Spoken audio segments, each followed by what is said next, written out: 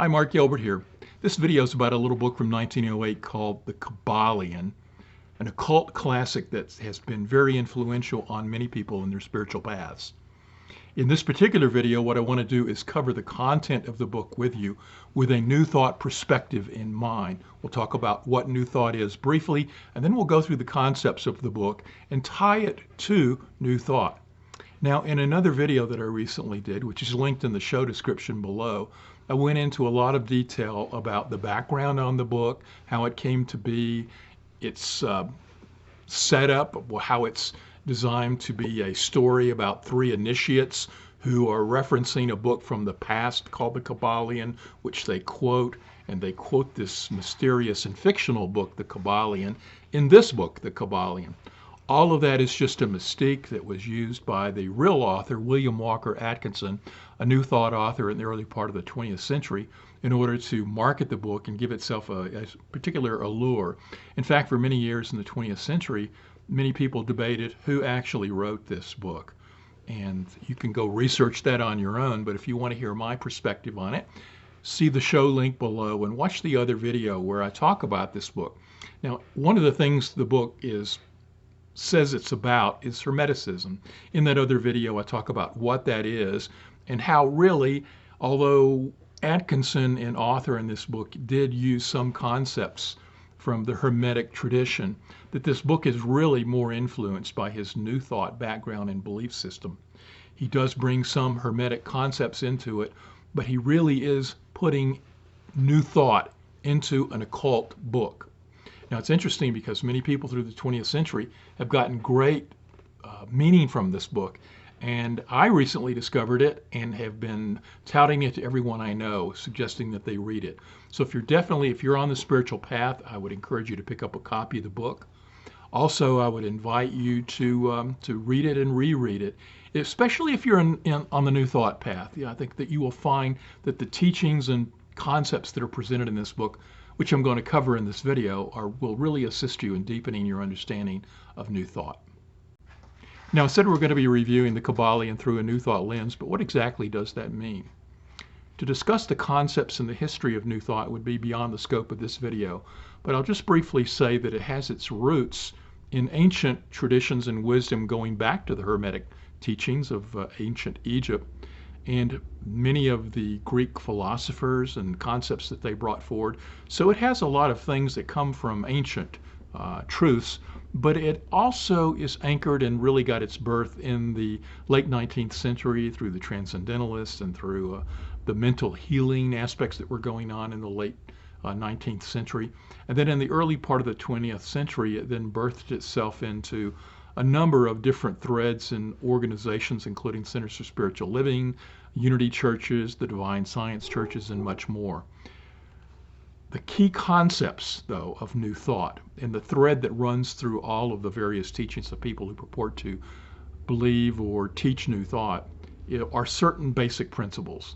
One of the first principles is that everything is connected, that everything is one, that behind this universe is some power and presence. We can call it God or spirit, but it's an essence that is connecting all of the universe and giving the universe its very existence.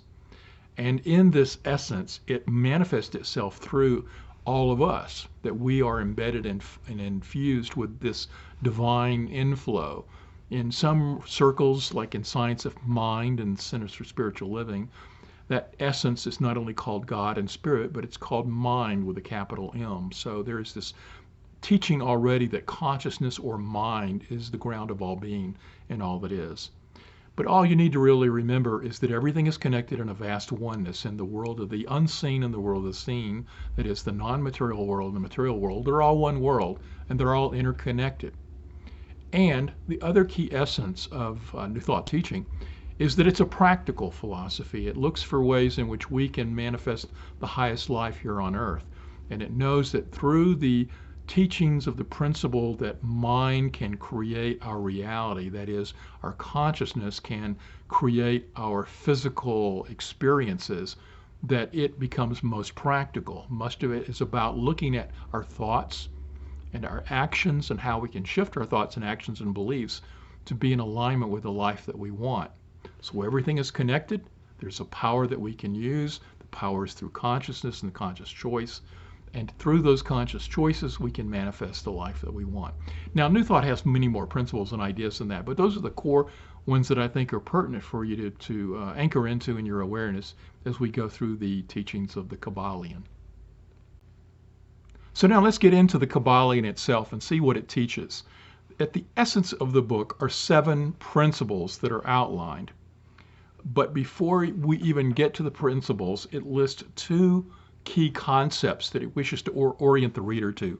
One of them is something called mental transmutation. What does that mean? It simply means that our power of our minds has the ability to change something. To transmute something means to change it from one thing into another. Now, it's also taught in Hermeticism about the use of alchemy. And most of us in the Western world tend to think of alchemy as the material effect of trying to change base metals into more valuable metals, where we change something that's not valuable into gold, for example. But the real true meaning of transmutation is not the material shift from one material form to another material form, but it is moving up in our consciousness to where we are mentally changing our thoughts. So the concept of mental transmutation is really about shifting how we look at something so that we can get something else. That by changing our thoughts, we can change our reality. So that's what mental transmutation is, in just a key concept. The other thing it wants to orient us to before it gets into the principles is the idea of what is behind this entire universe. And the book calls that the all, the all. In New Thought, we often call it spirit, God, infinite intelligence, the thing itself. And in some cases, you will hear New Thought teachers referencing it as the all. And in fact, you can go back and find other books by Atkinson back in the early part of the 20th century where he referred to it as the all. But what that means is there is something that has created this experience for us. That we have a world of form, matter, the physical material universe in which we live. But there's also a world and universe beyond this material world, the world of mind, the world of spirit, and all of this is all the all. So everything that we know from our consciousness, those things that are beyond the realm of the material, to everything that is in the world of the material, and all their interactions are all interactions within this the all. Okay? So that's a key concept, and it really ties to that sense of oneness that I talked about a few minutes ago in New Thought. Now let's get into the 7 principles. The first principle is the principle of mentalism. Well, what does that mean? In the book, it basically says that the universe is mental, held in the mind of the all. That's one of those quotes from the fictitious book, the Kybalion, that I mentioned a few minutes ago. Let me read that again. The universe is mental, held in the mind of the all. So what it's saying there is that this universe in which we live and move and have our being is really all mental, that it's consciousness or mental energy, that consciousness, mental energy is at the root of everything that exists. And it's all held in the mind of the all, that is, the all being that which is created everything for its own experience. Now, obviously, this concept ties very closely to the concept that we find in New Thought, that we live in an ocean of mind energy, that the science of mind says that we are all immersed in mind and are using the power of mind, mind with a capital M. New Thought is teaching that everything is one, and that the world of the form and the world of the non-form, that is consciousness, where mind is all one interrelated world. So in a sense, they're starting right off the bat on the key concept of New Thought is the very first principle that is found in the Kybalion, and that is everything is mental. The all expresses itself through its mind in this universe in which we exist. Now, some of you may be challenged by the idea that we live in a mental universe. This is especially true if your worldview or your mental map includes either of these 2 prominent ideas in our culture. One is that God is this being who exists external to us, who judges us upon our death, who's laid down a lot of rules and things for us to follow in order to be judged favorably. If that's your mindset, then a mental universe may not resonate with you. Similarly, there's many people who hold a scientific materialistic viewpoint that says everything is physical matter and that there is no God and there is no spirit or anything like that. And if that's your worldview as well, then you're probably going to have some difficulty with this concept of a mental universe as well. But if you are open to learning and growing and recognizing another possibility, then you might see, which is what New Thought teaches and the Kybalion teaches, is that we actually are in a flowing, energetic universe of form that changes out of form to non-form and back into form, that there is this continuous flow from non-matter to matter, and that there is an interplay between consciousness and physical matter. If you're open to that concept, then you can really, I think, benefit from looking at the universe as being a mental construct, that everything is mind. The second principle in the Kybalion is called the principle of correspondence. It's also referenced as the planes of correspondence. What it's pointing to is an idea that I've already introduced in this video, which is that we live in multiple realms at the same time, or that we're spiritual beings in the non-material realm and we're physical beings moving through this earthly experience. What the Kybalion does is outline the fact that these stages or planes of existence incorporate at least three phases or planes, and that they exist in relation to one another in a certain direction. The material realm being at the lowest level, and above the material realm is the mental realm, and above the mental realm is the realm of spirit. The quote that I wanted to quote on this particular principle from the fictitious Kybalion is this one: as above, so below, as below, so above.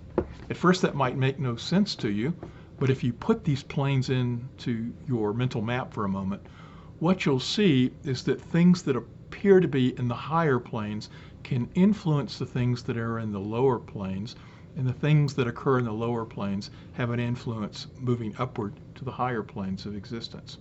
So this is where they correspond. A simple way of thinking about this from the New Thought perspective, and it's also called the law of correspondence in much New Thought teaching, is that there's this idea that if we change our thinking, we can change our physical reality. That is, we can interject new thoughts into our mental area, and that those new thoughts in the mental area also will have an impact on our physical experiences. Now, if we take this a little further within the idea of New Thought does teach that we can tap into spiritual truths and spiritual wisdom, that we have the ability through our intuition to tap into spiritual truths. In Science of Mind, they teach a process called visioning, where you can tap into the infinite intelligence. And there's other ways which we can, techniques that can be used to practically tap into the wisdom of spirit and bring it into our conscious awareness. And from that, make a choice if we wish to bring that and manifest it into our lives by changing our thoughts, our words, and our actions. Now, that is often referenced in New Thought as primary cause, saying that everything that happens in the material world really had a primary cause in consciousness, in thought somewhere. But New Thought also makes a distinction that there are secondary causes, because as we look out at this world in front of us, we see that something happens that forces something else to happen, that has something else happen. And so we see it's sort of like billiard balls knocking around on a pool table. But when one ball hits another ball, hits another ball, hits another ball. So we see this world of what we look as causes making an effect, and that then being the cause for another effect, and so on. But in New Thought, that's considered secondary causes. When things in the physical world are knocking into one another and causing other things to happen, that's secondary to the original cause that first started putting everything in motion in the first place.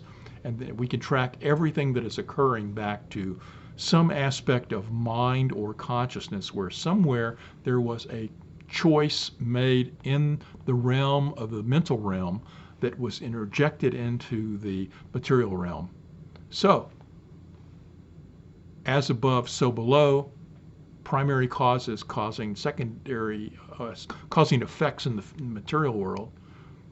So below, as above, secondary causes that are going around can impact us. When we make judgments about our life, when we look out there and see that things aren't what we want, we see secondary causes out there impacting our consciousness. And one of the key teachings of New Thought is to break that chain from looking out at the world and seeing things that we don't want and blaming ourselves and feeling ourselves as being victim to them, and shifting and saying we can make a change. So New Thought is about looking at the world out there and making a change in our consciousness. That is the same as mental transmutation that we talked about a few minutes ago. If we can make that change in our mental realm, then we can impact the realm of the material. And so that, in a sense, is the second principle. The third principle in the Kybalion is called the principle of vibration. What it says is that everything vibrates. Everything is in motion. Everything is moving. But the rate of vibration varies depending upon the plane of existence. So it's tying itself back to the previous principle. What it says is that everything at the lowest end of the spectrum, which would be the densest matter, vibrates at the slowest rate. And as we move up the scale through matter and into the realm of the mental, and even higher into the realm of the spiritual, that everything is vibrating. And as we move up this sliding scale, we find that everything is vibrating at the highest levels. In fact, the Kybalion says that stuff at the level of pure spirit is vibrating so fast that it appears to be stationary, and that the densest physical matter at the other end of the spectrum is vibrating so slowly that it appears to be still. And one of the key ideas that is inherent in this principle is this plane of correspondence is not separate things. What it starts us to get us to see is that we are on a scale that moves. So the shift from the material into the mental, it blends so easily that although we think they are distinct and different and apart from one another, that is, there's physical stuff and there's mental stuff, and then above that is spiritual stuff, that no, they're really just blending together. They're on a scale of vibratory energy that is shifting as we move up and down this particular scale. Now, how does this relate to New Thought? There's lots of ways we could actually point to, but just one that I'll give you as an example is that in the Kybalion, they discuss that everything is giving off vibrations at a certain level, and that those levels are put out into the universe and attract that to it, which is vibrating at a similar level. This is very much like the concept of the law of attraction, where thoughts at a certain level will manifest a certain correspondence in the realm of the material of things that are vibrating at that same level. There's also a concept talked about in terms of the individuals who have a mental atmosphere, where we get around people who are very loving and kind and put off good vibrations, and we resonate with them and want to be near them. And yet there's also people at the other end who put off negative vibrations through their mental thoughts, and we sometimes want to avoid being in their presence. So what we do is we recognize that everyone has this mental atmosphere that is given off by the nature of their vibratory thoughts that allows them to either attract people to them or repel people from them. And it's much like the law of attraction, where we can use our thoughts to attract that which we desire to us, and also to repel things that we want through our use of negative thinking. The fourth principle from the Kybalion is called the principle of polarity. Let me read you the quote from the fictitious Kybalion. Everything is dual. Everything has poles. Everything has its pair of opposites. Like and unlike are the same. Opposites are identical in nature, but different in degree. Extremes meet. All truths are but half-truths. All paradoxes may be reconciled. We can think of this, and a simple example would be temperature. Is hot and cold the opposite? They're just varying degrees of the same thing, which is temperature. When we like and don't like somebody, we can love and hate on a scale where we move along that scale. Hate and love are not total opposites. They're just the opposite ends of a spectrum or a polarity. They're states of on and off that appear to be opposites, but when we drill down into them, we find that they share a commonality, and it's just in a varying degrees that they are shifting and different.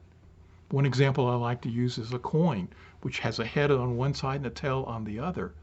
But simply, the headness goes away as we move towards the tailness. If we were to slice that coin in thinner and thinner slices, one side is more head-like and one is more tail-like, but the essence is the same. Everything in this universe, and there are so many examples that we could relate to, that list out the ideas of something that appears to be opposite to one another. And if we start really examining them closely, we begin to see that what appears to be the opposites are really one thing at their essence. Now, staying with this idea of polarity, let's go back and look at the planes of existence, the planes of correspondence. We've said this several times in this video, that we live on this sliding scale of the material to the mental to the spiritual, and that they're vibrating at different levels as we move up and down this sliding scale. But what this is also pointing out is that these are not opposites.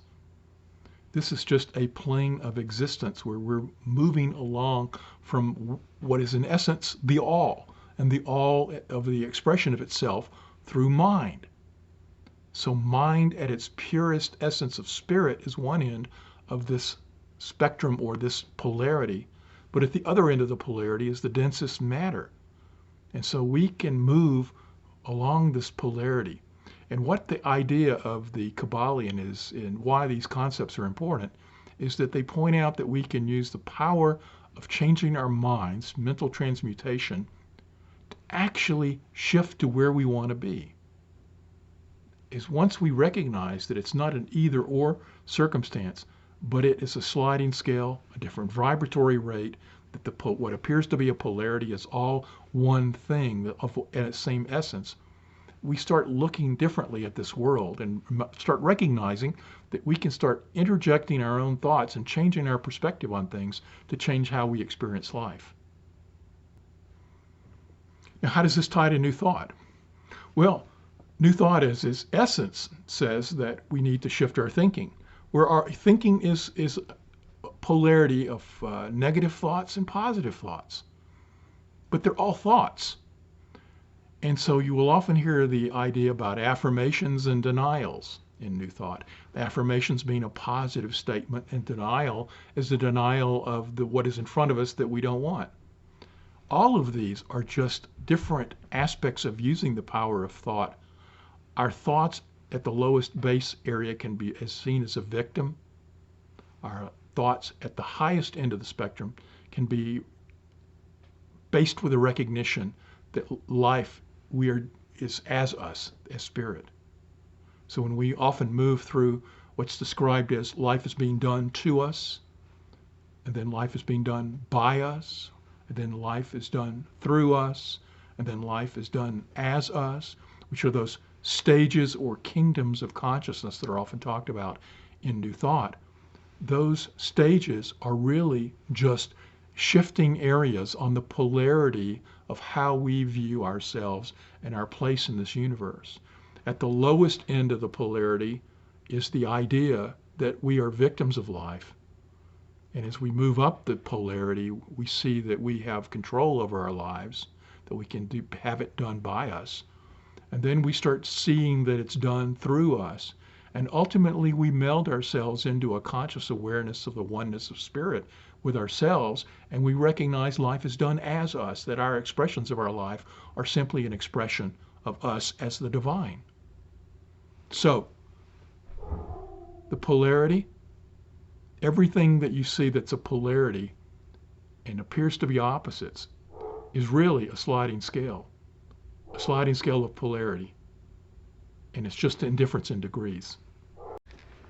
And this brings us to our fifth principle from the Kybalion, which is the principle of rhythm. Here's the quote from the fictitious Kybalion. Everything flows, out and in. Everything has its tides. All things rise and fall. The pendulum swinging manifest in everything. The measure of the swing to the right is the measure of the swing to the left. Rhythm compensates. I love this particular one because it paints for me a picture of my experience of life, that everything ebbs and flows and moves back and forth, and that we are continuously moving through rhythms of life. We can think about the natural rhythms of night to day and night to day, the rhythms as we move through the seasons, the rhythms as we move through the stages of our lives, from child to adult and on to other dimensions. Everything is in this movement of rhythm. And once we recognize that, then we see there's patterns in our life where we shift and grow, that this too will change, that we may experience stuff in the world of form, such as political activities, which tend to swing to one direction and then the politics swing back to the other.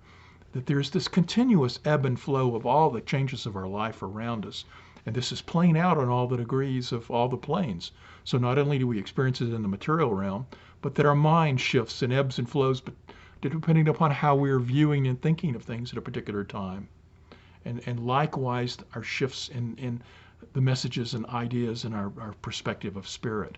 Everything is in this flow.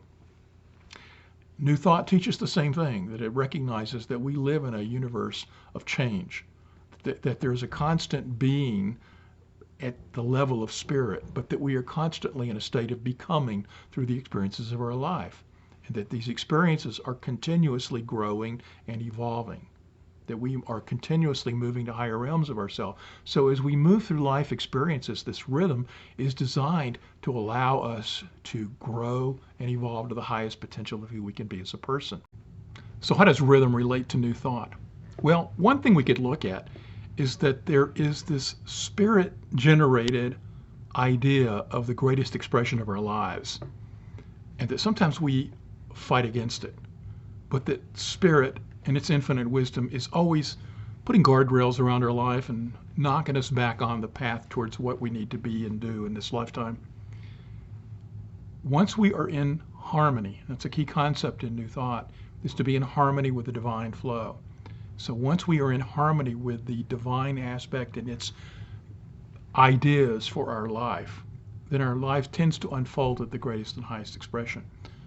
So one of the things about rhythm is that rhythm allows us to wax and wane back and forth, but eventually finding that groove that resonates with us, being in harmony with the divine, being in tune with the infinite.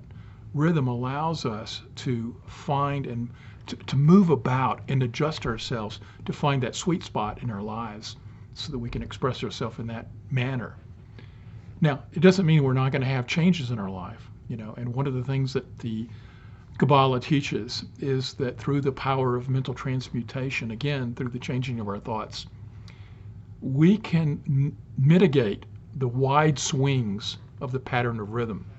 Rhythm might move us to either ends of the spectrum on the polarity when we were talking about poles. But we can mitigate those wide swings through the use of our mental abilities.